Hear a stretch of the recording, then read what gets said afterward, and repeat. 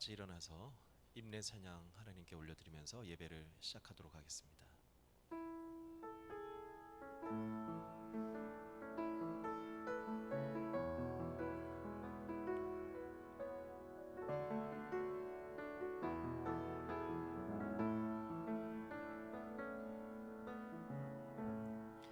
하늘의 문을 여소서, 이곳을 주목하소서.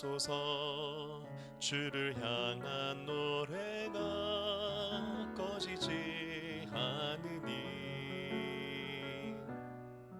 하늘을 열고 보소서.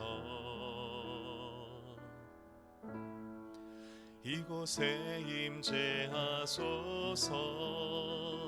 주님을 기다립니다. 기도의 양기가 하늘에 닿으니 주여 임재하여 주소서. 이곳에 오셔서 이곳에 앉으소서. 이곳에서 드리는 예배를 받으소서. 주님의 주님의 이름만이, 오직 주의 이름만 이곳에 있습니다. 이곳에 오셔서 이곳에 앉으소서.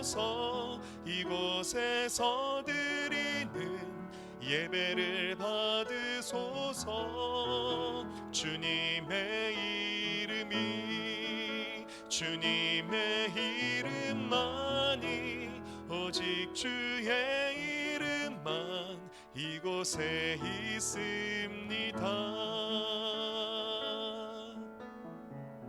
아멘. 자리에 앉으셔서 교회 공동의 기도 제목으로 함께 기도하겠습니다.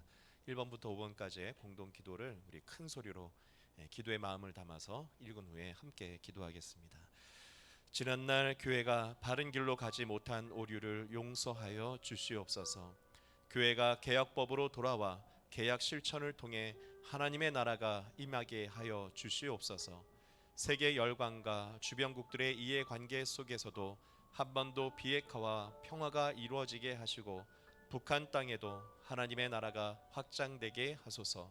코로나로 인해 선교 사역에 어려움을 겪는 선교사님들을 붙들어 주시고 멋진 교회와 후원 선교사님, 협력 교회들이 모두 어려운 시기를 잘 이겨내며 성숙과 성장의 시기가 되게 하소서. 오늘 예배를 통하여 하나님의 마음이 우리 마음에 임하며 교회와 가정, 모든 성도들의 사업장, 삶의 자리에 하나님의 나라가 임하게 하옵소서. 우리 함께 기도하겠습니다. 살아계신 하나님 아버지, 우리에게 오늘 거룩한 예배를 허락하여 주시니 감사합니다. 예배를 통하여서 우리의 삶을 돌아보고 또 앞으로의 삶을 잘 살아갈 수 있는 은혜, 주님의 바른 진리의 말씀, 인생의 길을 발견할 수 있도록 하여 주시니 감사합니다. 지난 삶을 돌아볼 때에 우리가 하나님의 말씀대로 살지 못했던 모습들을 회개합니다.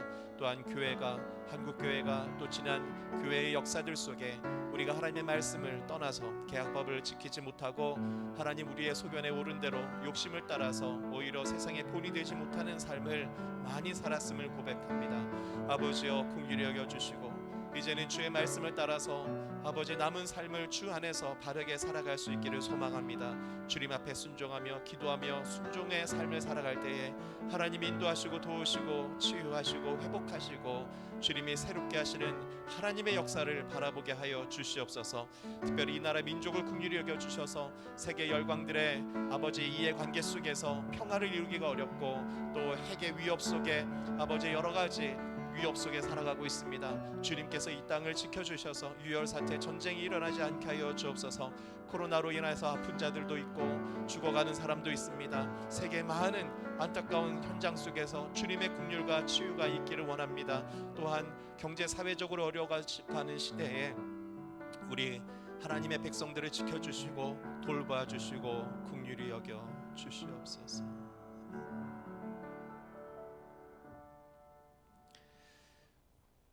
우리 찬송가 91장 하나님께 찬양 드리겠습니다.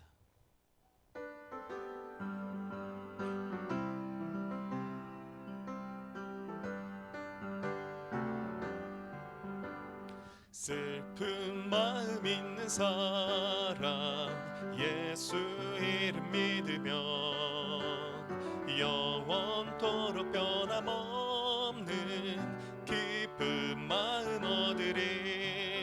예수의 이름은 세상의 소망이요 예수의 이름은 천국의 기쁨일세. 거룩하신 주의 이름 너의 방패 삼으라. 완난 시험 당할 때에 주께 기도드려라. 예수의 이름은 세상의 소망이요 예수의 이름은 천국의 기쁨일세. 존귀하신 주의 이름 우리 기쁨 되도다. 주의 품에 안길 때에 기뻐 찬송 부르리. 예수의 이름은 세상의 소망이요 예수의 이름은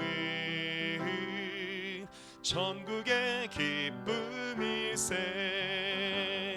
우리 갈 길 다 간 후에 보좌 앞에 나아가 왕의 왕께 경배하며 멸류관을 드리리.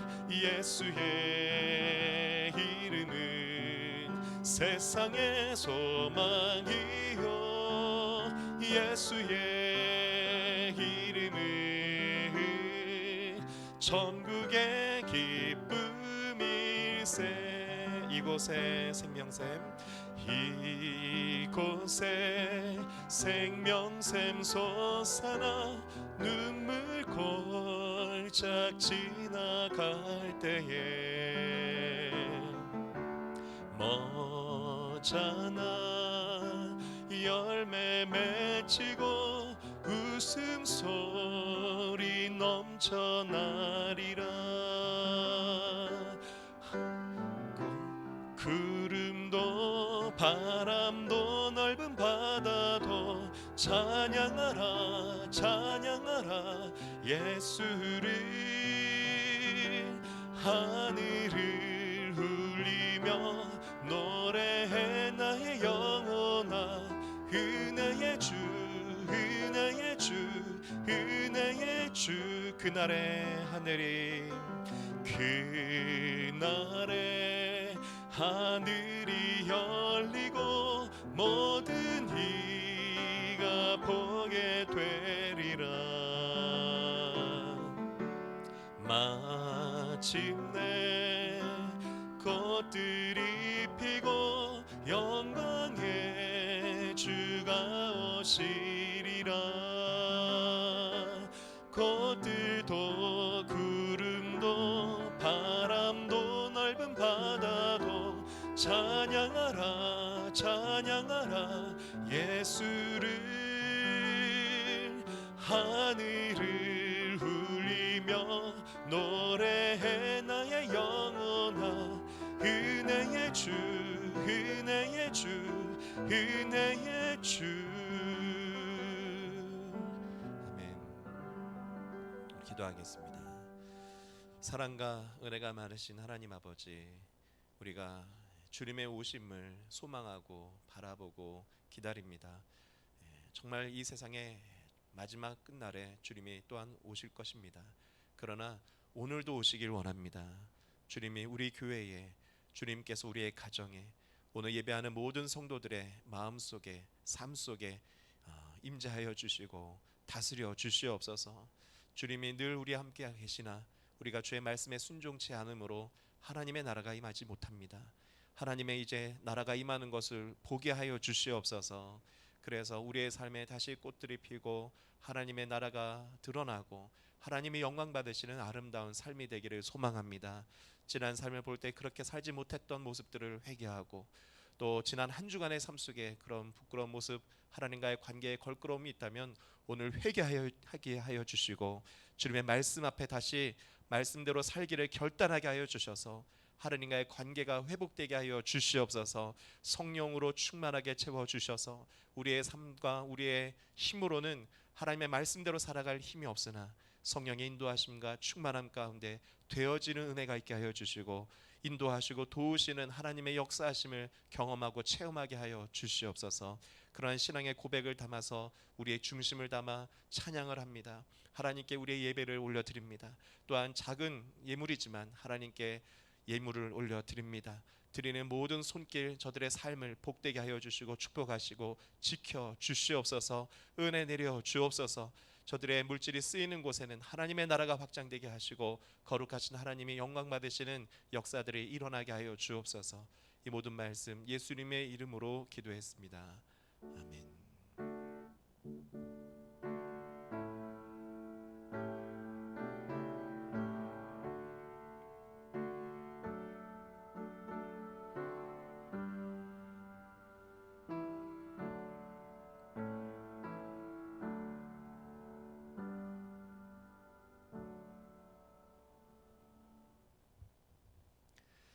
오늘 예배 가운데 나오신 여러분들을 주님의 이름으로 환영합니다. 우리 앞뒤 좌우로 나무 인사하겠습니다. 사랑합니다. 축복합니다. 은혜 많이 받으세요. 감사합니다. 우리 교회의 비전은 복된 사람 거룩한 문화입니다. 함께 이 비전에 동참하여 주시고 또 힘써 이러한 하나님의 나라 확장에 힘써 주시기를 부탁드립니다. 우리 교회는 조금은 생소한 표현일 수 있지만 이 계약 공동체라는 것을 강조합니다. 교회는 공동체입니다. 근데 우리는 이제 성경에서 하나님과 우리가 맺은 약속, 또 성경에는 언약이라고 또 표현되는데요. 우리는 이제 이것을 좀 더 이제 실천하고 지켜야 된다는 의미를 강조하기 위해서 원어의 의미를 그대로 살려서 계약이라는 표현을 하고 있는데요. 계약 공동체다라는 것을 꼭 기억해 주시길 바랍니다. 물론 우리가 하나님 앞에 나오면 위로도 받고요. 하나님이 돌봐주시고 또 우리는 하나님과의 약속을 100% 누구도 지킬 수 없습니다. 그렇기 때문에 하나님의 은총과 은혜로 우리가 살고 있지만 자 그렇다고 해서 우리가 계약의 내용을 이행 안 해도 되는 걸까요? 아니에요. 계약을 지켜야 됩니다. 그러니까 하나님의 성령의 충만함을 받아서 오늘도 예배가 끝났을 때는 다시 거룩한 소망이 일어나길 축복합니다. 하나님과의 약속을 언약을 계약을 지키려고 하는 우리의 인생이 되어야 한다. 7월 26일 마지막 주입니다. 마지막 주는 우리가 상반기를 감사하면서 결산하는 감사주일로 지내도록 하겠습니다. 하나님을 예배하며 하나님 나라에 힘써 주시기를 부탁합니다. 지금 코로나의 특별한 좀 이제 방역의 기간으로 우리가 지나가고 있기 때문에 저는 이러한 형태가 계속된다고 생각하지 않습니다. 언젠가는 이러한 이제 모습도 이제 끝나게 될 텐데 중요한 것은 이러한 형태가 끝났을 때에 이전보다 우리가 더 뜨겁게 사랑하고 또 모였을 때는 생기가 넘치고 또 하나님께서 그때는 또 새로운 일들을 맡기실 텐데 또 그런 것을 감당할 수 있는 영적인 준비가 되어 있기를 바랍니다. 그러려면은 사실 지금이 너무 중요한 거예요. 어렵고 힘들 때에 본질에 충실하면서 예배의 삶을 통해서 우리가 현장 예배를 드리든 영상 예배를 드리든 깨어 있어야 된다는 거예요. 하나님과의 관계 속에 내가 늘 새로워져서 우리가 다 같이 이제 모이게 되고 또 나가서 전도도 하고 하나님의 일들을 감당하게 될 때는 이전보다 더 성숙한 모습으로 성령의 충만한 모습으로 할 수 있기를 부탁드립니다. 그러니까 매일 좀 기도하시고 성경 통독과 개인 경건의 생활에 힘써 주시기를 바랍니다. 아마 오늘 들어오시면서 그 전자 출입부 QR 코드로 한번 찍어 보신 분도 있으실 텐데요. 이제 이렇게 수기로 적는 것보다는 훨씬 간편합니다. 그래서 좀 아직 못하신 분이 있다면 오늘 교회 돌아가시기 전에 한경 전사님께 방법을 좀 설명을 드리시면 아주 간단하게 할 수 있습니다. 꼭 한번 해보시기를 부탁드립니다. 오늘 우리에게 주시는 하나님의 말씀 보겠습니다. 요한복음 3장 14절부터 16절의 말씀입니다.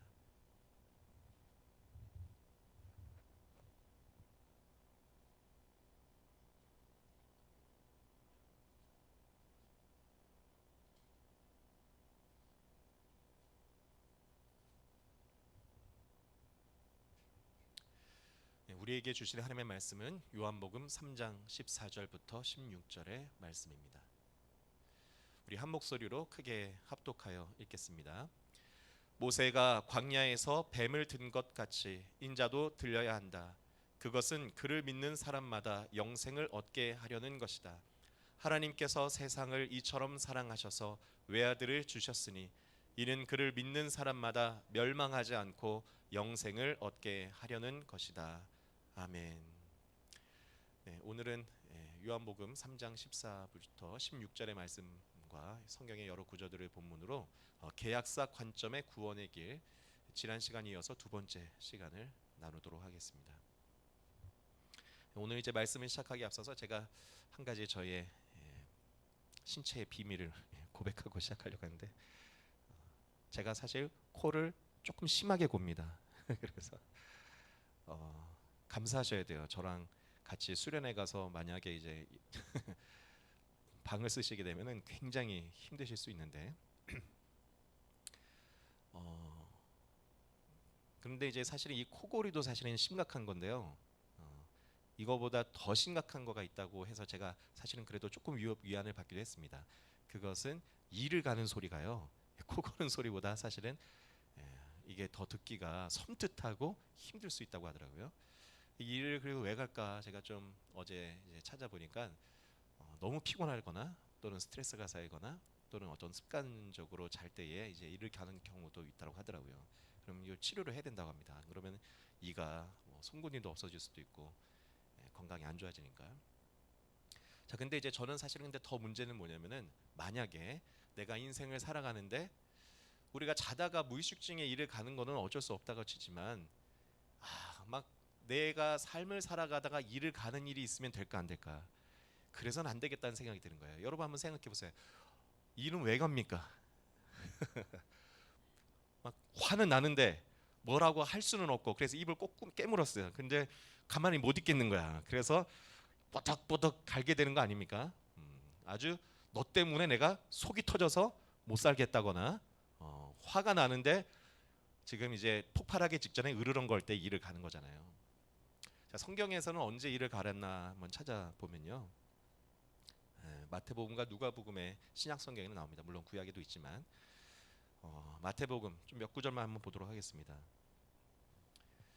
그날에 본 자손들은 바깥 어두운 데 쫓겨나 거기서 울며 이를 갈게 되리라. 풀무불에 던져 넣으리니 거기서 울며 이를 갈게 되리라. 마태복음 22장 13절, 임금이 사환들에게 말하되 그 손발을 묶어 바깥 어두운 데에 내던지라. 거기서 슬피 울며 이를 갈게 되리라 하니라. 마태복음 24장, 어미 때리고 외식하는 자가 받는 벌에 처하리니 거기서 슬피 울며 이를 갈리라. 이 무익한 종을 바깥 어두운 데로 내쫓으라. 거기서 슬피 울며 이를 갈리라 하시니라. 누가복음 13장 28절. 네, 우리 마지막 같이 읽어볼까요? 다 같이 시작. 너희가 아브라함과 이삭과 야곱과 모든 선지자는 하나님 나라에 있고 오직 너희는 밖에 쫓겨난 것을 볼 때에 거기서 슬피 울며 이를 갈리라. 네, 참 뭔가 공통점이 느껴지지 않습니까? 그러니까 신약 성경에서 이를 간다라고 할 때는 상태를 보니까 쫓겨난 상태예요. 참 이게 참 중요합니다. 근데 어디에서 쫓겨났다는 거예요? 하나님 나라에서 쫓겨났다는 거예요. 잔치에서 쫓겨났다는 겁니다. 그러니까 이거 뭘 얘기하는 겁니까? 나는 당연히 어디 갈 줄 알았다는 거예요? 잔치집에 들어갈 줄 알았다는 거예요. 아주 좋은 곳에 나는 갈 줄 알았다. 하나님 나라에 갈 줄 알았고 아브라함의 후손의 자리에 나도 앉을 줄 알았다는 거예요. 그런데 내 인생의 기회가 탁 마무리가 되고 뚜껑을 열어봤더니 내가 어디가 있더라? 딱 심판이 떨어졌는데 너는 저 어두운 데 가라는 거예요. 아니 그러니까 전혀 예상치 못한 일 속에서 화가 나는 겁니다. 근데 화가 나서 그냥 허공에다가 소리를 질렀다는 게 아니에요. 이를 갈랐다는 겁니다. 아까도 말했지만 이는 언제 간다고요? 누구한테 원망스러울 때 가는 거예요. 누구를 향해서 분노가 날 때. 여러분 한번 생각해 보세요. 누구를 향해서 원망하고 분노했을지. 예, 이제 너무 어렵게 생각하지만 내 얘기라고 생각하면 아주 명확해집니다. 멋진 교회가 딱 심판을 받았는데 나는 당연히 멋진 교회 권사 집사로 열심히 일하는 성도로 천국 갈 줄 알았어. 목사님도 그렇게 하면 천국 간다고 했어. 심판 받았는데 너 어두운 데 가. 그러면은 그 순간 어두운 데 떨어지면서 누구를 바라보면서 일을 갈 거예요? 저 바라볼 거죠. 그 얘기예요. 이게 이제 어두운 것에 떨어지면서 하나님 나라에 참여하지 못하면서 너무 원망스러운 거예요. 왜? 뭐가 원망스러울까요? 나는 그렇게 배웠는데, 이렇게 하면 구원받는다고 했는데, 이렇게 하면 하나님 나라에 참여할 것이라고 분명히 나에게 그렇게 가르쳐 준 사람이 있었는데, 그래서 나는 그것을 열심히 했는데 아니라니 내가 속았구나 하면서 이를 갈면서 원망하고 분노하면서, 그러나 돌이킬 수 있다는 겁니까? 없다는 겁니까? 없다라는 거예요. 저는 이 말씀이 참 이번 한 주간에 저에게 굉장히 저의 마음에 큰 짐이 되고 또 다시 묵상하게 되고 부담이 되는 말씀이었습니다. 우리가 이제 지난주부터 구원의 길에 대한 말씀을 배우는데, 여러분 뭐 몇 번 하지 않습니까? 제가 사실은 설교마다 다 구원을 얘기하는 거죠. 그러나 여러분, 내가 알고 있다 생각하지 마시고, 내가 지금 알고 있는 구원에 대한 신앙이, 또 나의 믿음이, 나의 이해가 바른가를 말씀을 근거로 다시 묵상하고 상고하고 돌아보기를 축복합니다. 왜요? 자, 이런 일이 일어나서는 됩니까 안 됩니까? 절대 안 되는 얘기예요. 나의 삶을 주님께 걸었다 생각하고 나는 온 힘을 다해서 신앙생활 했는데 내가 너를 모른다, 너 절로 가라 해서 어두운 가운데서 불 가운데서 슬피 울며 이를 갈아본들 다시는 돌이킬 수 없게 되거든요.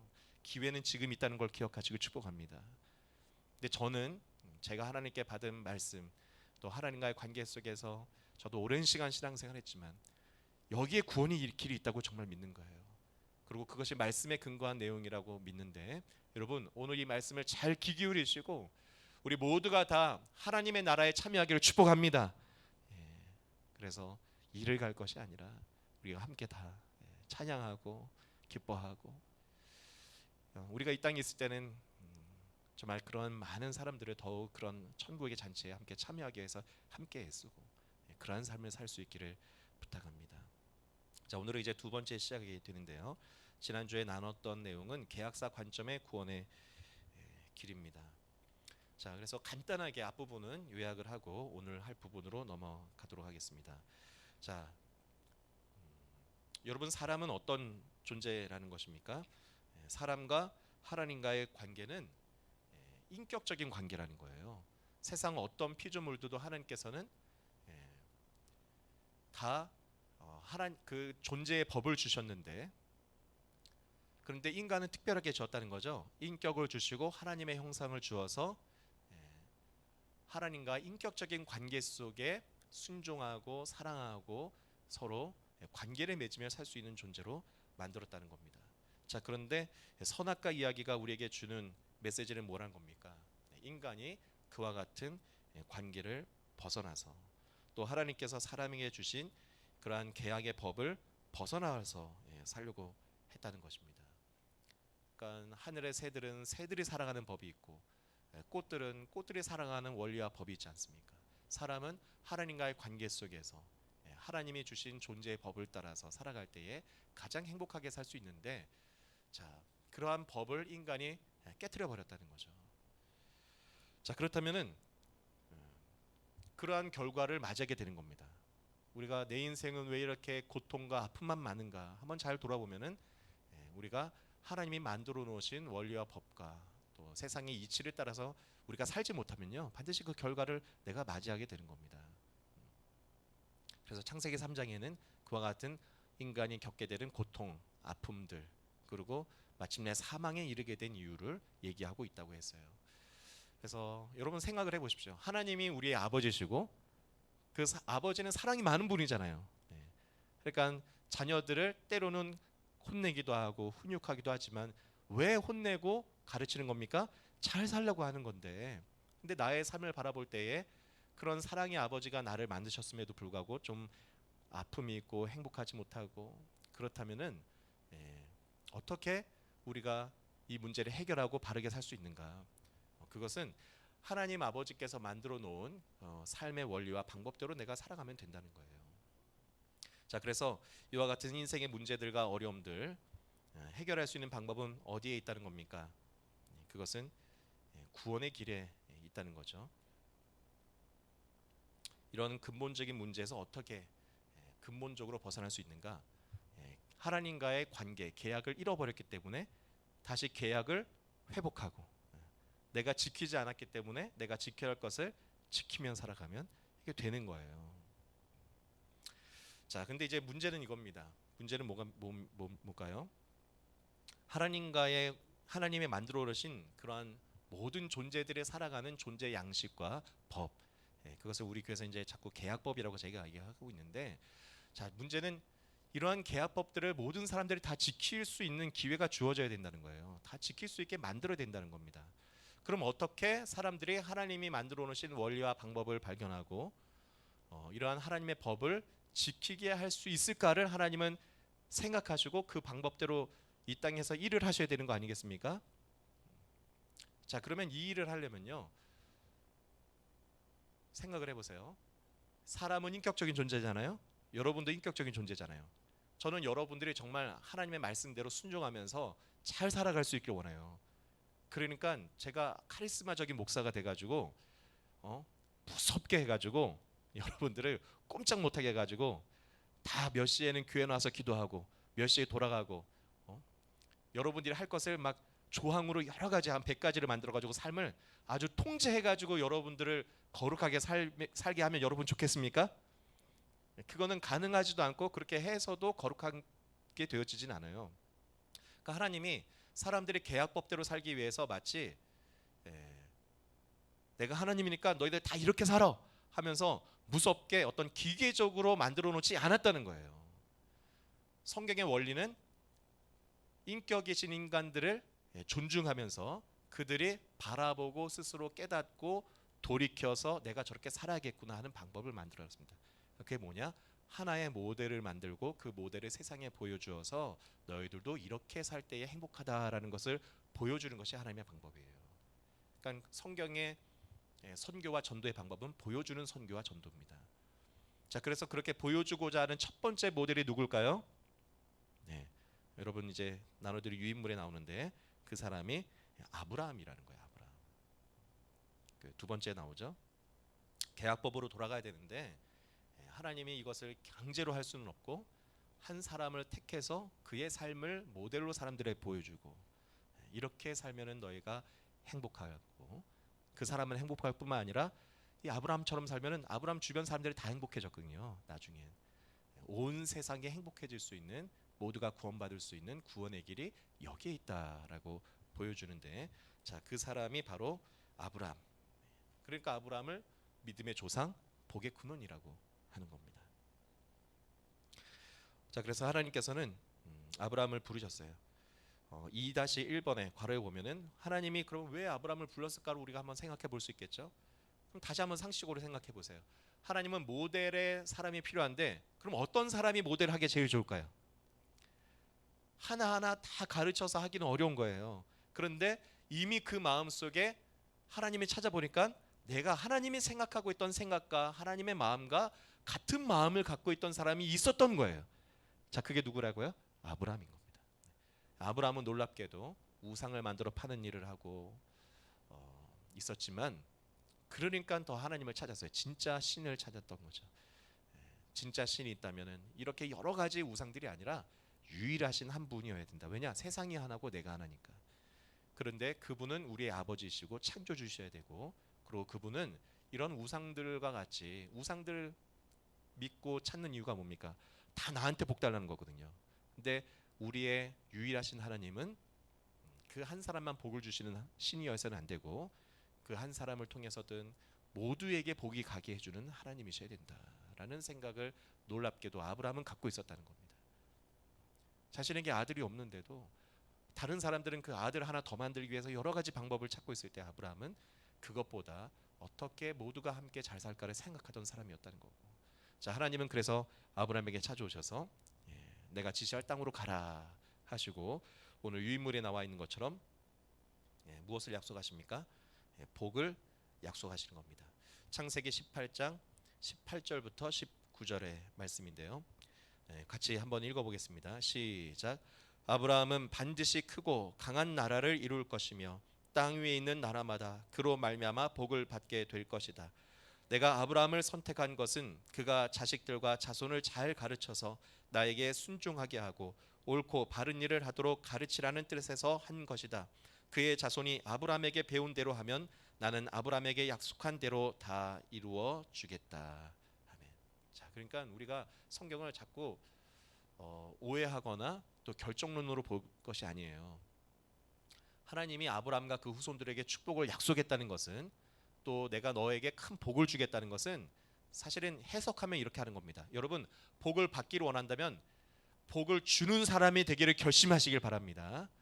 그리고 나의 후손이 대대로 잘 살고 그들도 복을 받을 뿐만 아니라 복을 주는 하나님의 축복받은 후손들이 되기 원한다면은 오늘 아브라함처럼 그 후손과 자손들에게 잘 가르치길 축복합니다.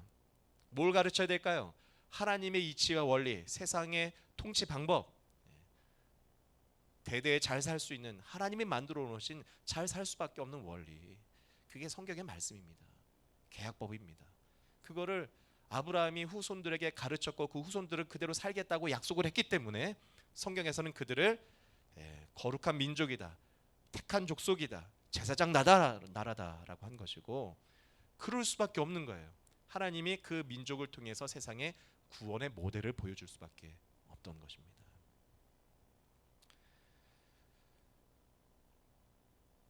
네, 그래서 하나님은 이 이스라엘 아브라함의 후손들과 계약을 맺게 되는 거죠. 그래서 우리가 이제 이 구원의 길 하기 전에 시내산 계약법에 대해서 제가 계속 강조를 했는데, 시내산 계약이라는 출애굽 이후에 광야에서 시내산에서 이제 하나님과의 약속을 하게 되는 겁니다. 이제 우리가 하나님의 말씀대로 살면서 정말 모두가 함께 행복할 수 있는 그런 거룩한 나라를 만들겠습니다라고 약속을 한 것이죠. 자, 그래서 출애굽기 20장이 그러한 10계명이 나타나 있는 거고, 21장부터 23장까지가 계약 법전이라고 해서 어떻게 세상을 살아야 되는지, 사회법, 시민법, 이런 것들이 나타나 있다고 말씀을 드렸습니다.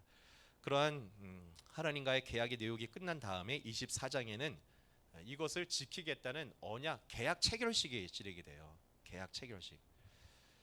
그래서 여러분에게도 출애굽기 24장인데요. 화면에 보시면 나와 있습니다. 출애굽기 24장 4절로 8절에 모세가 시내산에서 받은 하나님의 율법의 말씀을 선포도 하고, 그리고 그 다음 날은 다시 글로 적었습니다. 또 글로 적은 것을 마쳤을 때에 하나님께 제단을 쌓으라고 해요. 사람들을 명해서. 그래서 하나님의 제단을 뒤에 놓고 자신은 말씀을, 이제 기록한 말씀을 백성들 앞에 세워놓고 쭉 낭독을 합니다. 그러고 나서 짐승을 잡아서 제사를 드렸는데 그 피를 제단에 반을 부었고 반은 남겨놨다고 했어요. 그리고 백성들에게 물어봤습니다. 7절. 그리고 그가, 우리 다 같이 한번 읽어볼까요? 7절 시작. 그리고 그가 언약의 책을 들고 백성에게 낭독하니 그들은 주님께서 명하신 모든 말씀을 받들어 지키겠다고 말하였다. 하나님의 말씀, 율법을, 계약법을 쭉 읽었더니 백성들이 어떻게 했다는 겁니까? 주님께서 명하신 모든 말씀을 받들어 지키겠습니다 라고 화답을 했다는 거예요. 자, 우리 멋진 교회 성도님들도 그렇게 반응하시기를 축복합니다. 근데 이 말씀 한 번 더 묵상해 보면 성경에 기록되어 있으니까, 모세가 읽었으니까 당연히 지키겠습니다라고 얘기했겠지라고 생각하면은 사실은 조금 우리가 발견해야 될 것을 잃어버릴 수가 있습니다. 이거는 굉장히 놀라운 고백이에요. 한번 생각을 해보십시오. 모세가 만약에 애굽 땅에서 애굽의 왕 바로와 애굽 백성들에게 하나님께 받은 이 율법의 말씀과 계약법을 선포했어요. 그러면 바로와 애굽의 백성들이 우리는 이 말씀대로 지켜 살겠습니다라고 대답을 했을까요? 안 해요. 자, 왜 안 할까요? 왜? 여러분 율법을 잘 보세요.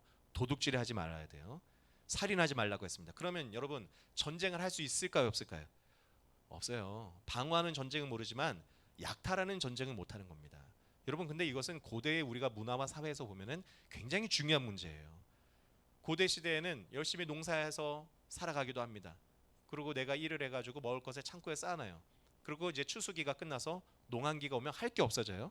그러면 사람들은 가만히 못 있습니다. 왜? 내가 봐도 우리 부족이 우리 나라가 저 옆에 있는 부족이나 옆에 있는 나라보다 훨씬 세요. 그리고 우리가 갖고 있는 무기는 완전히 좋은 무기야. 저기는 여전히 돌도끼 들고 있는데 우리는 청동 도끼를 들고 있다. 청동검을 들고 있다. 야, 가가지고 싸움하면 우리는 전혀 죽을 일도 없고 이길 수밖에 없어. 그러면은 그 나라 왕하고 백성들이요 다 원하는 거예요. 뭘 하기 원할까요? 제발 가가지고 그 약탈해 오자. 여러분 고대 시대 왕들은 어떤 사람이 세워지냐? 인격이 훌륭하고 뭐 탁월해서 왕이 되는 게 아니라 전쟁 잘하면 왕이 되는 겁니다. 쉽게 말하면 약탈을 잘하면 왕이 되는 거예요. 예, 어제 이제 그저께인가요? 그저께 제가 이제 1층에서 이제 기도의 시간을 좀 갖고 있었는데 우리 첫째가 계단에서 급하게 내려오더니 아빠 막 소리 지르는 거예요. 왜 그러냐 그랬더니 우리 하율이가 총에 맞았다고 빨리 와보라는 거예요. 내가 막 뛰어 올라갔습니다. 그러니까 우리 아들 셋째 아들이 비비탄 총에 쏜 거에 눈이 맞아가지고 근데 다행히 제가 가서 딱 보니까 눈 바로 아래 이렇게 맞아가지고 빨갛게 된 거예요. 아우 그래도 눈 아래 안 맞아서 다행이다. 근데 제가 화가 났겠습니까? 안 났겠습니까? 화가 나가지고 총 갖고 와 그래가지고 총을 바닥에 콱 내리치고 경리 얘기해봐. 그래가지고 경리가 우리 집에 제가 허리가 아플 때마다 복대처럼 이렇게 하는 게 있어요. 근데 거기에 이제 X 반도도 있고 하니까 꼬맹이들이 볼 때는 그게 이제 마치 군대에서 그 방탄조끼 같은 나 봐요. 그러니까 남자애들이니까 이제 총하고 막 그런 군대 놀이가 재밌으니까 그거 입고 뜨더니 없을 때 얘기하려고 했더니 마침 또 우리 하빈이가 왔네. 우리 하빈이한테 총을 주더니 그 좁게 입은 자기한테 좁게다 쏴보라고 그랬던 것 같아요. 근데 우리 하빈이가 이 여자 아이들은 또 총놀이 익숙치 않으니까 이게 좁게다 싼다고 쌌는데 그게 또 그 얼굴에 이제 눈 바로 아래에 탁 맞은 거예요. 아유 그래가지고 한바탕 소동이 일어났는데 그러니까 아이들을 이제 키워오면은 신기한 거예요. 가르쳐 주지도 않았는데 남자아이들은 총에 그렇게 열광하고요. 저도 사실은 여러 가지 운동해봤지만 뭐 족구도 재밌고 하지만 제가 해보니까 가장 격렬하고 사실 제가 진짜 하고 싶은 운동은 복싱이에요. 저도 지금도 샌드백을 저는 때리고 있습니다. 원, 투, 훅, 라이트, 웨프트. 저의 꿈은 언젠가 체육관에 가서 스파링 한번 하면서 나도 벌처럼 나비처럼 날아서 벌처럼 한번 실컷 한번 때려보고 싶어요. 제가 한 번도 제대로 싸워본 적이 없어가지고 마음 깊은 곳에 이게 성화가 안 돼서 그런지 이런 것이 남아 있습니다. 이게 죄송합니다. 이게 은혜가 안 되는 얘기 같은데 뭘 얘기하고자 하는 겁니까? 사람에게는 막 전쟁하고 또 때리고 싸우고자 하는 마음도 있고 또 약탈하고자 하는 것이 있어요. 1년을 열심히 일을 해서 먹고 살려고 했는데 어떤 사람은 한 번의 약탈로 1년치를 다 뺏어올 수 있는 거예요. 고대 시대에. 더군다나 전쟁에 한 번만 이기면은 노예까지 생깁니다. 아이들과 여자들을 납치해서 부리면서 이제는 살 수 있는.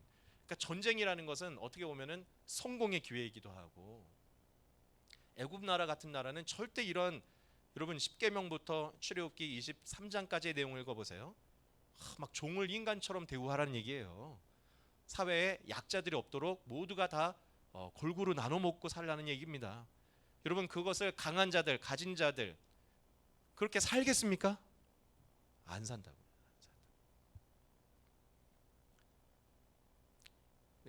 저도 오랫동안의 고민이었어요. 하나님이 아브라함을 택했는데 하나님께서는 왜 아브라함의 후손이 400년 동안 종살이하게 될 것을 말씀하셨을까?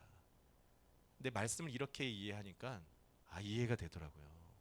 이스라엘 민족이요 400년 동안 애굽에서 종살이하면서 인간답게 살지 못하고 억압받고 살고 종이 되어서 살고, 그러니까 마음속에 뼈에 사무치는 겁니다. 뭐가 묻힐까요? 자유하고 싶고 사람답게 살고 싶고 모두가 다 공평하게 행복하게 살고 싶은 거예요. 노예가 되어서 정말로 아무리 일을 해도 행복할 수가 없고 그냥 애굽 사람들만 행복하고, 그러니까 그것이 뼈에 사무친 겁니다. 하나님은 그러한 민족을 끌어내가지고 시내산에서 약속을 하는 거예요. 뭘 하는 겁니까? 너희들이 경험했듯이 절대로 그렇게 사람을 살인하고 약탈하고 굴리며 살면 안 된다. 그리고 너희는 과와 고바와 나그네를, 세상의 가장 불쌍한 자들을 보호하고 또 안식하게 해주고 쉬면서 살게 해주고, 신년이 되면은 아무리 잘못한 것이 있어서 갖고 있던 것을 다 잃었더라도 다시 땅을 돌려주고 다시 삶을 살 수 있게 해주는 이러한 거룩한 법을 지켜 살아라.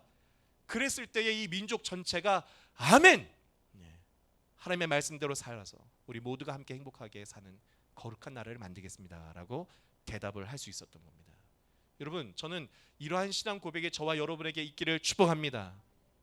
이 원리는 오늘날도 똑같아요. 그렇게 바라보면 내 인생이 이제 해석이 되고 이해가 되는 겁니다. 여러분 잘 보세요. 세상에 우리는 고난 없고 뭐 저놈은 나쁜 짓 해도 승승장구하고 잘 사는 것 같고 부럽습니까? 순간은 부러울 수도 있어요. 그러나 여러분, 나의 삶이 설령 힘들고 고난스럽고 어렵더라도 정말 감사하시길 축복합니다. 하나님 앞에 그러한 400년의 종살이와 같은 인생의 고난과 시련 때문에 사실은 내가 무슨 백성이 된 겁니까? 계약 백성 된 거예요. 그래서 하나님의 말씀에 내 관심이 가게 된 겁니다. 진리가 무엇인지를 그래서 찾게 되는 거고, 어떻게 해야 나도 잘 살 수 있고 또 나뿐만 아니라 모두가 함께 행복할 수 있을까에 대한 관심이 그래서 생기게 됐다는 겁니다. 여러분, 고난 중에 하나님을 바라보기를 축복합니다.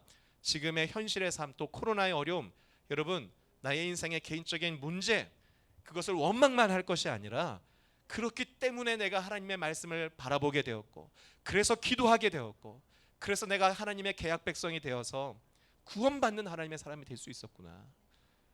내가 애굽 백성이 된 것이 아니라 노예 생활을 통과한, 여러분 광야의 길을 지나 가나안 땅에 들어가는 하나님의 구원받은 백성 되기를 주님의 이름으로 축복합니다.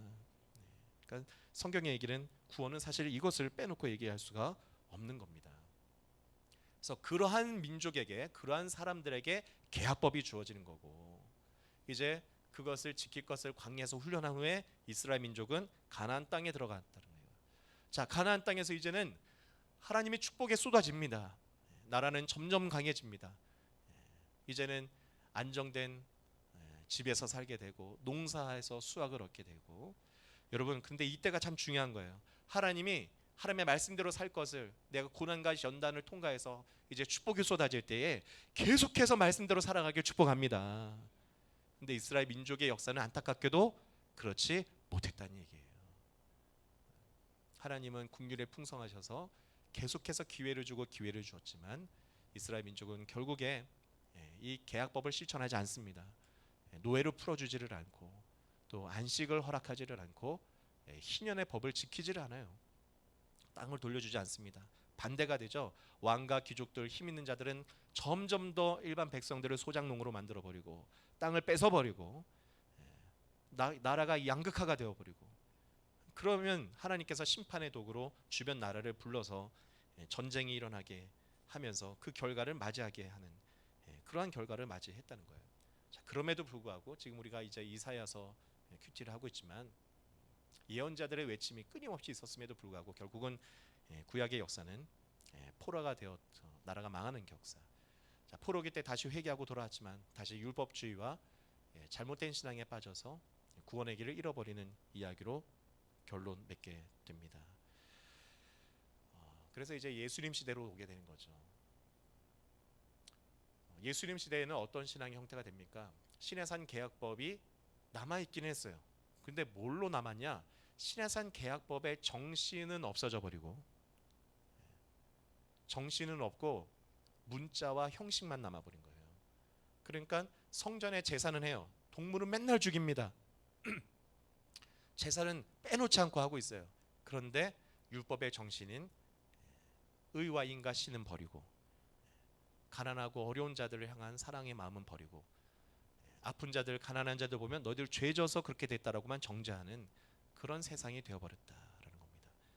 그래서 그렇게 율법을 많이 알고 하나님의 말씀을 안다고 하는 바리새인과 서기관, 제사장들은 예수님을 알아봤습니까? 못 알아봤습니까? 못 알아봤다는 얘기예요. 하나님의 말씀의 그 자체이신 예수님이 이 땅에 오셨는데도 예수님의 말씀과 사역을 전혀 이해하지 못했기 때문에 결국은 예수님께서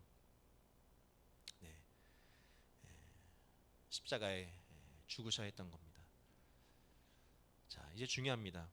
여러분, 예수님께서 십자가에 죽으신 것은 사람들이 과거에 이 옛 계약을 이루지 못했기 때문에 계약이 파기되는 거예요. 계약이 파기된다는 것은 무엇을 얘기합니까? 아까 제가 초반에 얘기했던 구원의 길이 끝나버렸다는 얘기예요. 그런데 예수님은, 하나님은 인간을 향한 구원의 계획을 멈추지 않으신 겁니다. 그래서 구원 계약이 파기되면은 그 값을 치러야 되는데 예수님이 대신 십자가에 죽으심으로 그 값을 치르신 거예요. 그래서 예수님이 십자가에 죽으시고 부활하셔서 우리에게 구원의 길을 여셨다는 것은 우리에게 다시 예수님을 통해서 어떤 기회가 주어진 겁니까? 계약대로 살 수 있는 기회가 주어졌다는 것을 꼭 기억이 되는 거예요. 이것이 이제 작은 차이이지만 그냥 십자가 바라보고 내 죄를 그냥 쭉 다 얘기하면은 내 죄가 다 없어지고, 그러니까 죄가 없어지니까 천국 간다. 이게 틀린 말은 아닌데 그 속에 담겨 있는 중요한 메시지를 잃어서는 안 된다는 겁니다.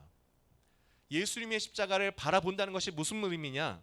자, 오늘 말씀에 있는 것처럼,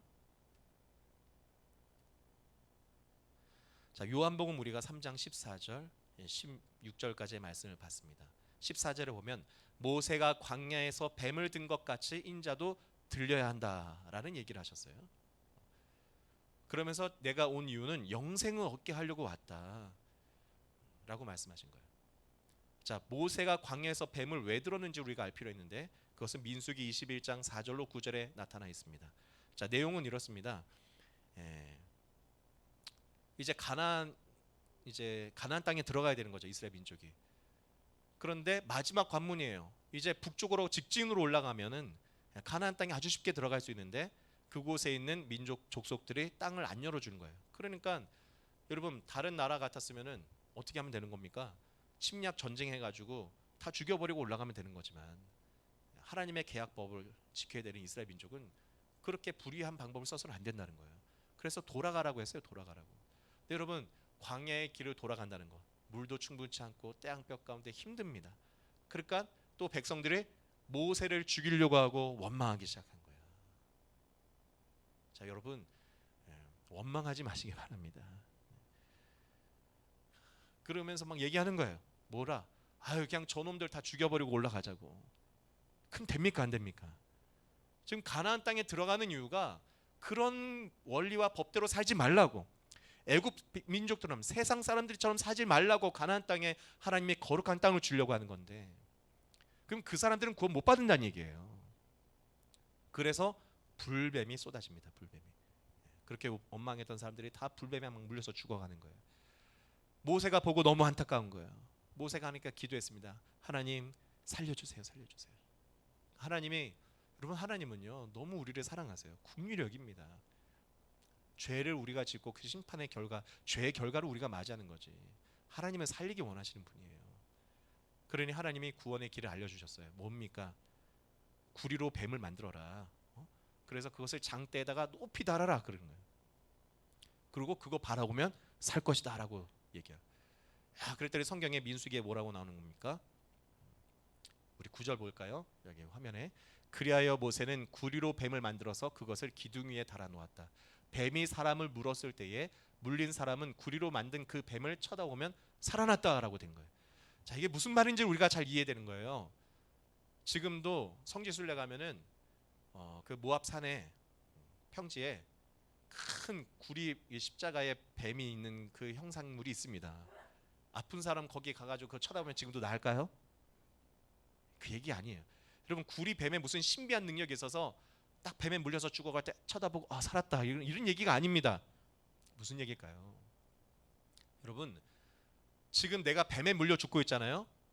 그런데 구리로 된 뱀을 보는 순간 정상적인 사람이라면 뭐가 마음속에 떠오를까요? 내가 저 뱀에게 물려 지금 죽고 있구나라는 것을 보게 되는 거예요. 왜 뱀에 물렸는가를 생각하게 된다는 겁니다. 왜 뱀에 물렸다고요? 우리가 하나님의 거룩한 백성으로 부름을 받아서 노예 생활하다가 압제당하고 있다가 뭐만 조금 잘못하면 애굽 사람들에게 채찍맞고 또 죽임도 당하던 우리가 이제는 신의 산에 와가지고 거룩한 나라를 세우겠다고 부름을 받았는데 나 조금 편하자고 저 민족들을 죽이자고 하고 그런 것이 말이 안 된다는 얘기입니다. 우리가 여전히 하나님의 계약법대로 살지를 않고 있구나. 그것을 보고 깨달으란 얘기예요. 구리뱀을 보고 회개하란 얘기입니다. 자, 다시 요한복음에 들어오면은 예수님이 십자가에 죽으시고 부활하셨는데 우리는 예수님의 십자가의 죽으심을 보고 그냥 주문처럼 내 죄진 거 그냥 다 줄줄줄줄 얘기하고 예수님의 이름으로 회개합니다 하고 나면 죄가 그냥 없어지는 게 아니라 어떻게 해야지 없어진다는 겁니까? 여러분, 진짜 나의 삶을 예수의 십자가를 바라보면서 통회하고 가슴 아파하고 이제는 절대 하나님의 말씀대로 살겠다는 결심을 하시길 축복합니다. 거기에 구원의 길이 있다는 얘기예요. 예수님의 십자가를 그렇게 믿고 바라보란 얘기입니다. 그래서 예수님의 십자가를 바라보고 나면은 어떠한 결단이 서게 되는 겁니까? 나도 말씀대로 살아야겠다.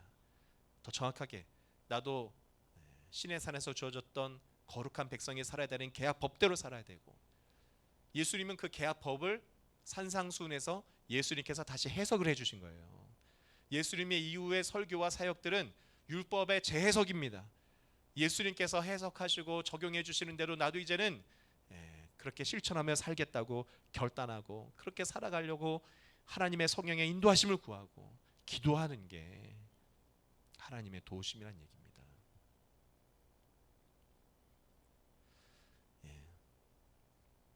자, 그러므로 유인물 4번이 참 중요합니다. 예수님은 교회와 새 계약을 맺으시고 계약 실천을 할 수 있는 구원의 기회를 다시 주신 거예요. 자, 그러니까 내가 구원 받았다라고 결론 낼 것이 아니라는 겁니다. 이게 회심의 과정이라는 거예요. 여러분 한번 돌이켜 보세요. 어떻게 하나님 앞에 돌아서서 오늘 예배드리러 나오게 됐습니까? 돌아보니까 내가 인생에 괴로움도 많이 겪고 슬펐어요. 돌아보니까 내가 나쁜 놈이고 잘못한 게 너무 많아. 어느 날 누군가가 교회 나와보라고 해서 나왔는데 말씀을 듣는 순간 나도 모르는 눈물이 쏟아지고 마음속에 그래 나도 이제 과거의 이런 죄악은 버리고 나 이제 하나님 믿으면서 새 삶을 한번 살아봐야겠다. 이것이 회심이라는 얘기예요. 이런 회심을 경험하기를 축복합니다.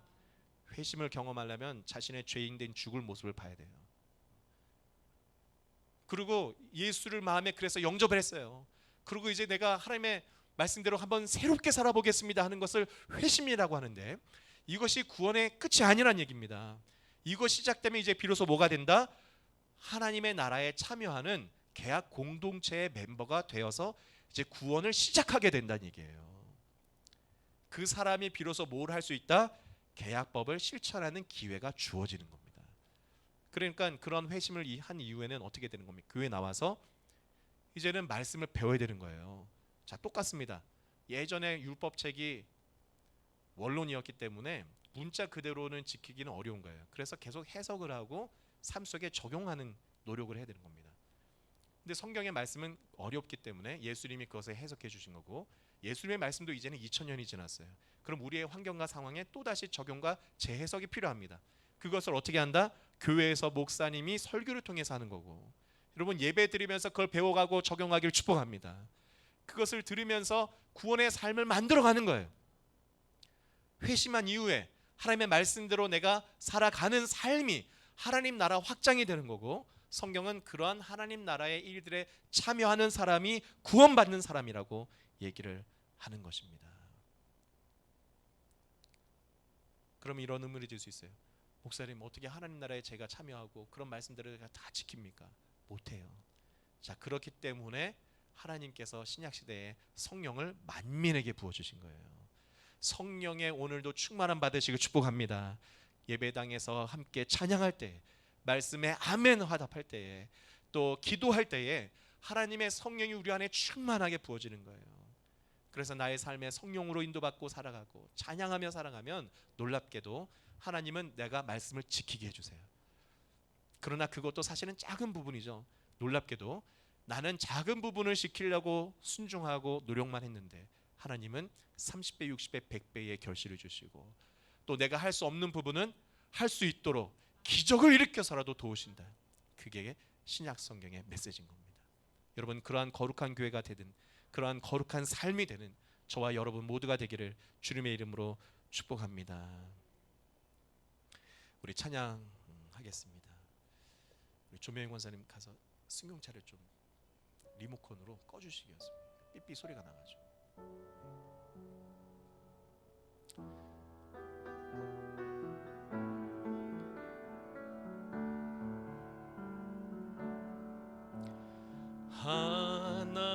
하나님이 세상을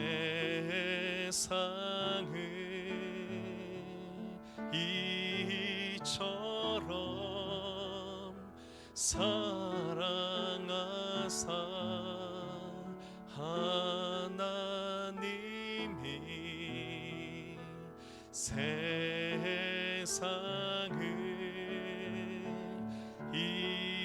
이처럼 사랑하사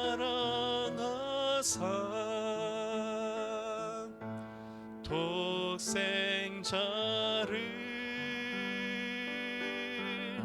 주셨으니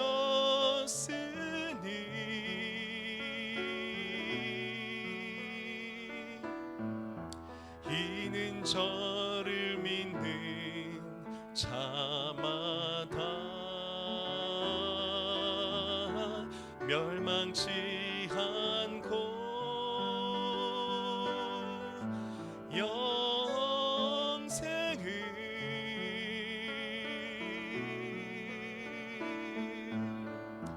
얻게 하려 하심이니라.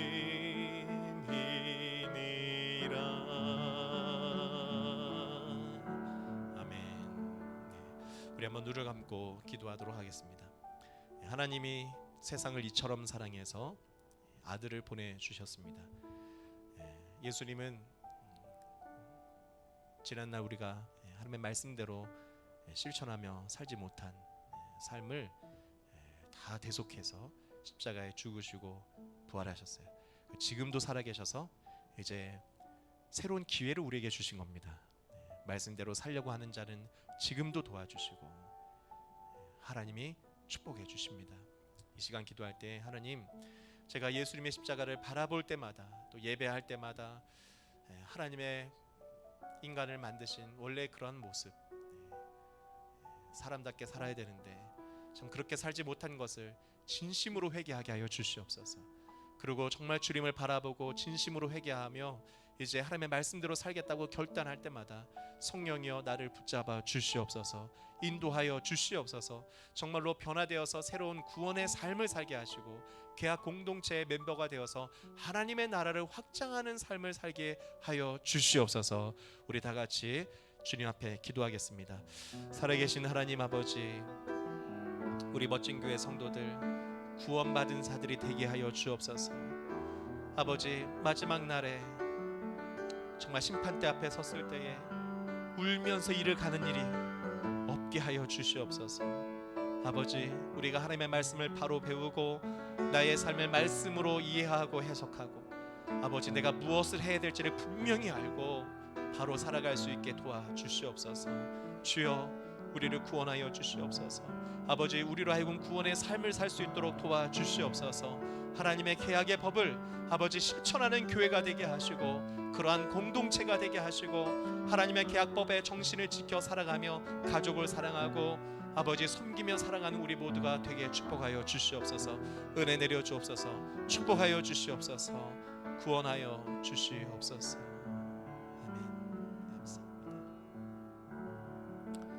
사랑과 은혜가 많으신 하나님 아버지, 오늘 우리에게 구원의 길을 보여주시니 감사합니다. 부족한 종, 부족하지만 하나님의 말씀으로 구원의 길을 성도들과 나눴습니다. 소망하고 원하기는 아버지, 우리가 진리에 바로 서서 구원의 길을 바로 이해해서 삶을 살아가게 하여 주시옵소서. 삶 속에만 기회가 있습니다. 아버지, 우리가 인생을 다 마무리하고 주님의 심판대 앞에 섰을 때에 하나님, 나는 당연히 천국 갈 줄 알았는데 어두운 곳에 쫓겨나서 하나님 나라에 참여하지 못하고 아버지, 그 고통의 어두움 가운데 있게 될 때에 이를 가는 일이 없기를 원합니다. 아버지, 모두가 다 기뻐하며 하나님을 찬양하며 구원의 백성으로 우리가 다 다시 만날 수 있기를 소망합니다. 아버지여, 그러한 구원의 삶을 이 땅에서 오늘 시작하게 하여 주시고 그러한 축복과 은혜가 있게 하여 주옵소서. 이제는 우리 주 예수 그리스도의 은혜와 하나님 아버지의 무한하신 사랑과 성령님의 내주 축복 인도하시는 은혜가 오늘 말씀을 듣고 돌아가는 모든 성도들 머리 위에 이제부터 영원까지 함께 있을지어다. 아멘.